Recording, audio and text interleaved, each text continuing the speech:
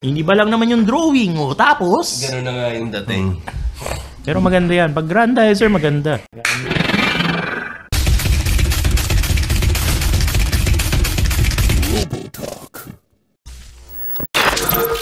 Welcome to Coffee and Comics, and this is a series called Robo Talk, where we talk about, lo and behold, robots. Ano may concern? Remember, we had a podcast nung pandemic. We called it Robo Talk. Robo Talk sa wala tayong magawa. Instagram, sa Kumu. Oo, nag-Kumu pa ata tayo na, diba? Tapos yun, nung ayaw natin yung signal, nilipat natin sa Instagram. That was the time na talagang everyone is in lockdown and we were going nuts. And we needed to relieve our boredom and stress. Gumawa pa ako nun eh. And may namita ko sa live stream si Erica Mison. Gumawa kami ng movie reviews. May ganun pa kayo nun?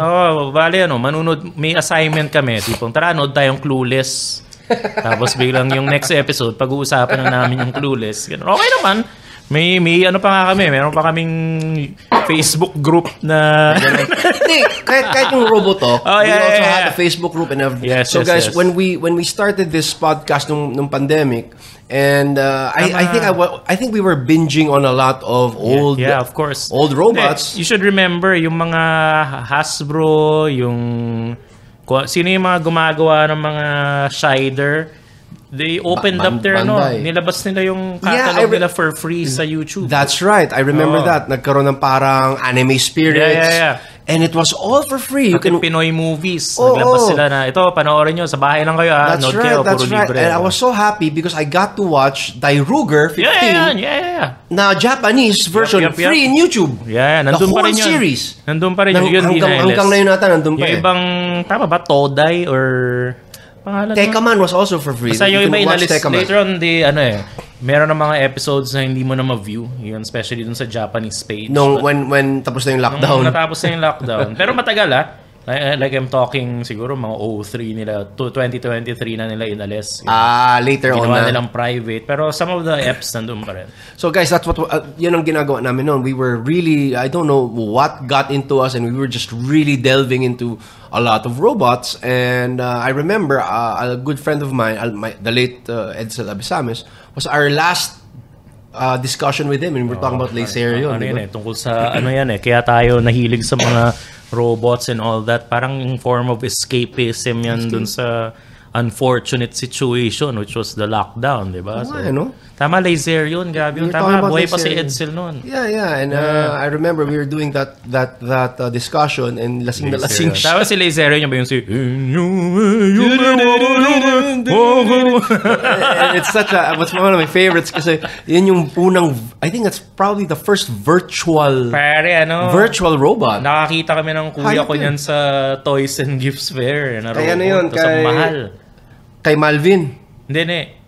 Toys and Gifts Fair, parang random yun what is Star City now? Dati, tuwing Christmas, nagbubukas siya. Yes! Tapos ang tawag lang sa kanya kung anong kayari, let's say, the 20th Toys and Gifts Fair. I know that because doon namin binili, doon binili ng mom ko, yung Golayon. Ayun. And si Dairuger na Matchbox. Marami akong G.I. Joe doon galing. Naalala ko yun, yung Philsight. Philsight, yes. Yun yung dati once a year lang yan. Tapos every month, iba yung meron silang, minsan may book fair sila. Naalala ko, ewan ko naalala mo to, nagkaroon pa sila ng The Big Golion. Pangit yun. Hindi, sorry, mali ka. Statue ata yan Yung kay Philsight, si Dairuger na badly made.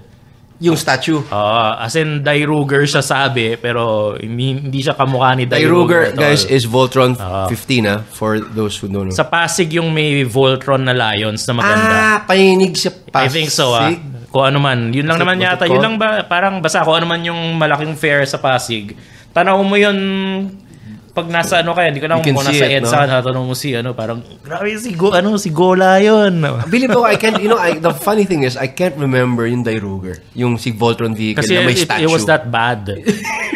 Plus siya, hindi siya talaga statue. Ano lang siya kumbaga naglagay sila ng basta para kumbaga may nag-announce, basta, yan si Voltron 1, na kayo umangal. Tapos may mga tindahan siya sa ilalim. Kumbaga, mga other toys na wala sa loob. Doon mo hanapin kay the statue of incompetence. Green Hills naman ang sikat talaga doon nun si Jebs eh. Yun talaga. Dalawa lang naman yan eh. Tawag doon si Billy Best, si Billy Yu. Diba? Siya rin si Best Toys eh, diba? Siya, it's either Jebs ka o Nova Fontana.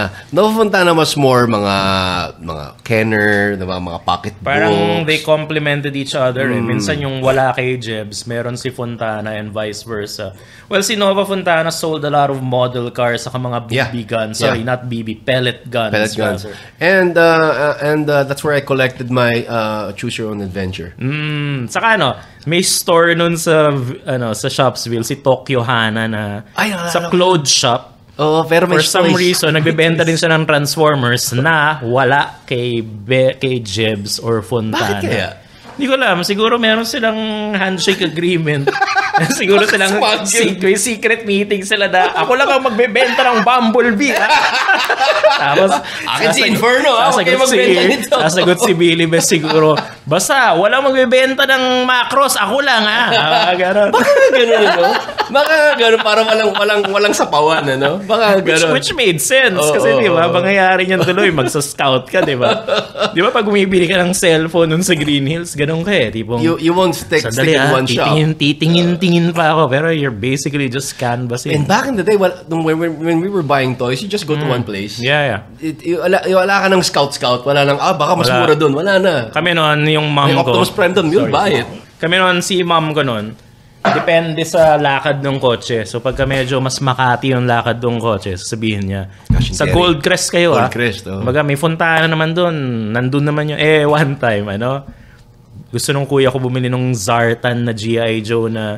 That changes color, Hindi ko alam kung bakit. Yung Zartan sa Jebs, iba yung packaging, pero G.I. Joe din siya. Action Man. Probably. It could be Action Man. It's a UK version. So anyway, tinakatawa. So yung paalam namin, sabi ni mami ko, hindi ka pwede mag-Green Hills, Fontana lang kayo sa Goldcrest. Yung kuya ko, sure siya na, wala dun yung Zartan eh. So, parang bribe namin yung driver namin. Ano binribe? Para sabi ng driver namin, kaya ko naman makapunta sa Shopsville ng hindi mapupuna, may shortcut ako. Kumbaga parang hindi nila mapupuna all for a 50 peso toy. Dati G.I. Joe was $50. De 60 naman. 60 na lang. Kasi ako yung bibiling ko noon, si Armored Cobra Commander. Bihira. Common yun eh. Meron siya in both shops. Si kuya ko talaga yun. What you can't buy was the hooded Cobra Commander. So, yun? You have to order that. Parang gugupit ka ng mga, yung sa pack. Yeah. Magsasubmit ka ng kung ano man. Tapos, I remember in QC, after school, I when I was in elementary, I went to may Babyland na malapit. Babyland. So yan yung yan yung kino-commercial lagi sa Uncle Bob's. Was it? Yun yung Uncle Bob's Lucky. I was a member when I was a kid. Yun. My mom brought me to Uncle Bob's Lucky 7 Club when I was like 5 years old or something. Grabe yan. And I remember because when I was a kid, I don't know what, kasama pa kay yaya ko, and my yaya would wait outside. I'd go inside Babyland and I would look at Optimus Prime. Okay. Keep on looking up to Optimus Prime. Tapos yung guard, since napansin nila there's this kid that's just there not buying anything, pinalabas ako. Pinalabas ako. Pwede ka maging serial killer na pumapatay ng guard. This was the time na magbe-birthday ako. Okay. So when my birthday comes in, my dad was with me. Okay. Comes in Babyland and he's going, I'm gonna buy that Optimus Prime. Ito yung nakakatawa. So yung guard, kasama yung dad ko. Nung nakita si Optimus Prime, mahal pala to, 1,000. Mahal si Prime. Isipin mo, this is in the 80s. Pare, mahal yun. $1,000 was expensive. Kanong dollar nun? Parang that's right. 20 pesos? $1,000 was expensive. So, nung nakita ng dad ko, ang mahal ng Optimus Prime, 1,000. Hindi. Sabi ko, okay lang, Dinobots lang. Which is $500, half the price. Si Sludge ata. Ako naman yung feeling ko sa Babyland din yun eh. Yung kuya ko, hindi ko alam kung anong na-achieve niya sa buhay that time. Bibilan siya ngayon ng, tama ba? Starzinger ba yun si... Starzinger, yeah. Si Starzinger, bibilan siya John Kugo. Tapos originally, hindi ako kasama. Bihira yan, ha? May ganun sa Babyland? Hindi ko alam. I've never hindi ako seen sure it. kung Babyland. Hindi ko maalala saan eksakto. Siya rin, tinanong ko siya, hindi rin niya Ito maalala. yung John Kugo na ganun lang yung galaw. Pero parang kasya siya dun sa Star That Zinger. is rare, yeah. So anyway, ito yung kwento. Hindi ako kasama dapat. Kasi ayaw nila akong sinasama pag hindi ako nakaschedule bilang ng anything. Yeah. Dahil, syempre, di Kasi ba? magsiselos ka. Di ba? So anyway, nagkamali sila. Sinama nila ako. Eto na, binibili na nung si self-entitled kuya ko si Star Zinger. Siyempre, nung nakita ko, nagpaawa ko. Ako rin. Yun na nga ba, di ba? Yan na nga ba sinasabi ko. Kaya, ang galing, nilito nila ako for a while. Binilan nila ako ng sa mumurahin na construction toy set na may drill, may mga wrench. Kumbaga, ito, maganda to, di ba? Gusto mo to? Parang kumbaga yung mindset ko, hindi ako lalabas ng tindahan ng walang bibili sa akin. Speaking of construction shit, I was with my mom and we went to, I think it was Jeb's. Then I saw, and she wanted to buy, umiyak-iyak ata ako nun. She wanted to buy a Constructicon for me. Yung buong set? No, just isa lang. Okay. Mura lang yun eh. The problem was, it was yellow. Yeah, kasi fake yun eh. No, it was Diaclone. No, sorry. Yan yung tunay. Yan yung tunay. And thinking back, I should have gotten it. Yeah, because that would be more expensive now. And we sell, guys, we shoot pala on location. We're here in Coffee and Comics. Come by. It's a coffee shop. It's a comic book store. Mali yung boses mo. Dapat, guys, pumunta kayo dito sa... Ikaw. Guys. Kunyari, YouTube channel to. Guys, pumunta kayo dito sa Coffee and Comics. Ayos dito. Yung barista dito nagda-drums. Tapos kanina nandito ako, hindi nila walang gustong mag-order kasi nagpapahinga pa siya. Ganun kasosyal. Guys, ito yung ating... Sorry, question. Si Mommy Babes, si Mommy mo. Yeah. Pag binibilang ka ng laruan, nakikipagtawaran. All the time. My mom is like that. Siya nangyari yun sa akin sa Jebs, no? Bibilan ako nung alam niyo yung macros na plastic? Na sharpener? Hindi. Yung tunay yun eh. yung plastic knock-off na magandang knock-off. So anyway, bibilan ako noon. Akin yung kulay blue. So pagdating... si Maximilian. Max ako eh. Kasi kuya ko si Rick Hunter daw siya eh. So okay lang. So pagdating namin sa Jebs, wala yung Rick Hunter. So si kuya ko parang okay lang. Parang kunwari, cool lang siya. Eto na, nandun yung Max. Parang ang benta 100. Mahal na yun. Pero alam ko yun. Nakita ko, may pera ko yun eh. So alam kong may pambayad ako nun. Bilang si mami ko, 90 na lang yan. Hindi po pwede ma'am, 100 po talaga yan. Hindi, 90 bigay mo. Ang dalas ko dito eh. Tapos biglang, hindi, di bali na lang. Bigla ako, tiga, sandali. Pare, hanap yung mami ko, nag-walk out sa store. Tapos parang lumipat kami sa Fontana. May ganun. Sabi, tingin ka baka may gusto ko dyan. Hindi nga yung gusto ko nandun sa Jebs eh. Tapos parang yung kuya ko ngayon, tuwan-tuwa na, gago ka, wala ka rin to eh. Tapos parang di ko alam, pagbalik namin, pumasok kami ulit. Tapos yun, binigay ng 90 nung Magaling ha? Binigay ng 90 nung place. My mom was never a good planner when it comes to buying toys. Because Okay. I remember, me and my brothers, we had a plan na, yung Christmas, sa'yo akin si Menasol. Ganyan kami ng kuya ko. Ganun kayo. Sa'yo si Devastator. Tantindi Kay Marco yung si Superior. Okay. So lahat tayo naka-forming robots, tapos maglalaban tayo. Ganun. So my mom said, sige, I'll buy it. Pag uwi, Christmas party na ng family, dala isang G.I. Joe jet na conquest. Meron para ako sa akin. May conquest ako sa bahay. Meron ako niyan. Isang Voltron. Voltron ba yun? Anong edition to? Hindi, ito yung, sa'yo yun eh. Ruger na parang matchbox. Tapos Go Lion. Pero nagka-devastator ako. Ano nangyari? Hindi, pero after na yun eh. May ganun din ako. After na yun eh. Ano nangyari dun sa Superior? Wala, di na tuloy. Di na tuloy. Sabi ko, mali naman yun. Isa lang yung tama, mali din siya. When I wanted the Voltes 5, Yung buti she binilang goes ka. to Hong Kong, she comes back, walang Voltes 5, may Dimos. Yung kuya ko rin, ganun. Nagka-Dimos ako. I Kuya didn't ko like rin, it at first, pero wow. Na yung brother Loved ko, it after. sumulat kay Santa Claus. Siyempre, parents din natin yun di ba? So, Voltes 5, pagdating Dimos. And he hated it. Well, ano naman, for some reason tuloy, since Deimos yung nagkaroon siya, naging mahilig siya kay Deimos. So, Kaya ako rin, nagkarate ganun ako. siya because of Deimos eh. Ang dami nga nagkarating kids yun. because of Richard. Kaya nagkarate si brother ko. Either you become a karatista or a drummer. Kasi Richard was a Walang drummer. bakit walang nag-aaral yung favorite ko sa Deimos, yung may sword. Yung trisectional staff niya. Hindi, yung kasama niya naka-afro. Edward. Yun yung idol ko sa Okay, Deimos. I'll answer that. But there was a discussion board there.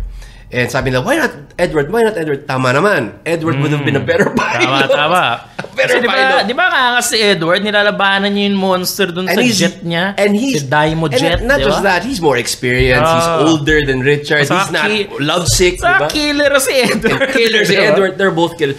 But, Edward can't operate Deimos. Only Richard's DNA. Kasi yun yung sabi. Black kasi siya. Saka yun yung He's sabi, blonde. di ba?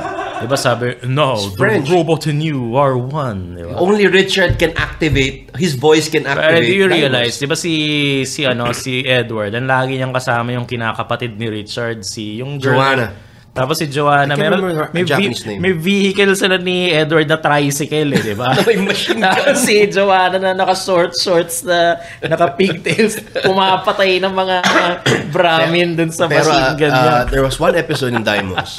I remember this episode. Diba? We were all like, Richard's a pussy, ganyan. Not really. Nahuli nila si Zandor.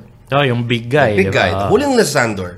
And they were interrogating Zandor. Si Richard was napipiko na because he Yata, wants to see... Montik yata niyang patayin si Muntik niya Zandor, matay. di ba? No, hindi pa niya pinapatay. Oh. He wanted to know where Erica is. So, inis ni Richard, sinapak niya yung stone or metal table and it broke. Tama. Yes. And Xander goes, oh my God. This guy will kill me. Ang laking tao nun, di ba? Ang nai-imagine ko, di ba si Edward pag pumapatay, napuputol yung half yun. Gusto yung ganong katalas yung sword niya, no? Pero Richard doesn't use any weapons. Hindi, gusto ko yun, ano? Yan ang malupit sa kanya. Nalala mo yung episode na kinidnap ni General Harris si Richard. Tapos parang wala lang, kumbaga, di ba, kaaway nila yung si General Harris lagi. Not really, alitan nila. Yeah. So anyway, si Professor Jurgen, sabi kay Edward, sunduin mo nga yung si Richard dun sa kung saan siya dinidetain, di ba? Kwento ni Jurgen yung storya ni Richard. So, finally, si Edward, grabe, dapat palang, okay pala si Richard. So, kasi napilay siya, di ba? so, pinuntahan ni Edward yung base. Tapos, baba niya may dala siyang dinamita na may nakasindi. Tapos, yung mga sundalo, it's Edward! Takot sila kay Edward. Tapos, there was one episode na nagkita na sila ni Ulrich. Remember? Prince Ulrich. And Prince Ulrich challenges Richard to a duel. Let's finish this now. Tama. Gives him weapons. Richard goes, nah. This is my weapons. Tapos, ganun-ganun sila. Sinangga ni Ulrich yung sapak ni Richard. He broke the shield. Dude, Ulrich didn't stand a chance. And Ulrich just flew out. Remember that? Daya ni Ulrich. He just flew out kasi he can't stand toe-to-toe to Richard. Bubugbugin siya ni Richard. Papatayin siya ni Richard. Di ba, sorry, nalilito ako. Di ba merong version ng Deimos na Americans ang gumawa? Si Kelly. So, si Edward doon, si Duncan.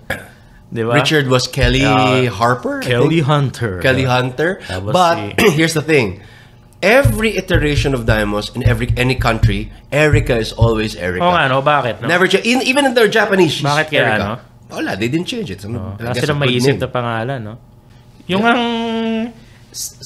yung American version, pati pangalan ni Deimos, iniba eh. Dynamo. Pangalan niya, Dynamo. Diba? The Dynamo Roll. And what's weird about the American versions is hindi nila binibida yung robot as much. Parang inano nila eh. It was always the second, it's the humans, which is, in storytelling, I guess. Baligtad naman, yung yung Danger Days naman na American version, ang binibida yung robot. Whereas pag pinanood mo yung original, it's all about the pilots. Parang nasa episode 15 na yata bago lumabas si Danger Days. Because it needs two pilots that are so in sync to link Danger Days, and they can't find any. So hindi nila malink si Danger. It took a while before we saw Danger Days. Feeling ko may mga napatay silang pilot dun eh, no?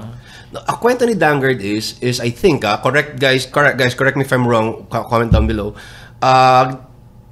Binom ng aliens yung base. There was a fleet of Vanguard Aces. Okay. Oh, siya lang natira. Siya lang natira.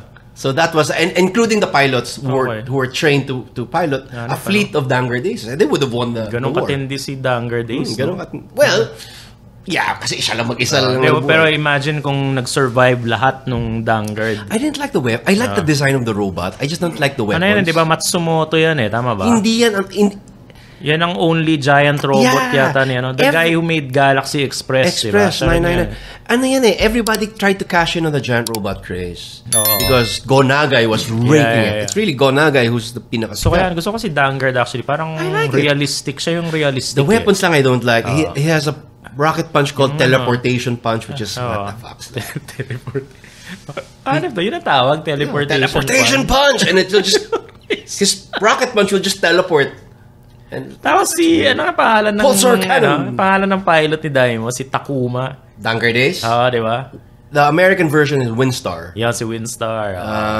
The dad was the guy with the mask. Tapos, nalilito ako mas naaalala ko yung American version Amyoso. Parang may certain part, nag-iba yung pilot Force 5. Di ba, nag-iba yung hindi na, parang later on, nagtitrain sila ng ibang pilots. Because the dad was old. Diba? So he can't handle the stress the stress of piloting. So they had to train a co-pilot to merge with. Even with Windstar. Wala na siya ata. Kasi ano yan sobrang haba nung totoong version Parang weird yung pagka-edit nila dun sa American. It got boring. Lalo na when he was fighting in space. Parang hindi ko na masyadong... Hindi ka tulad ng Go Nagai. The storytelling of Go Nagai was really solid. I mean...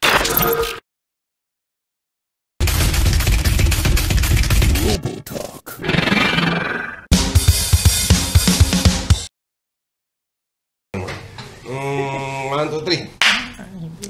Welcome to Coffee and Comics, and we have the One, two, three. Welcome to Coffee and Comics, and shit.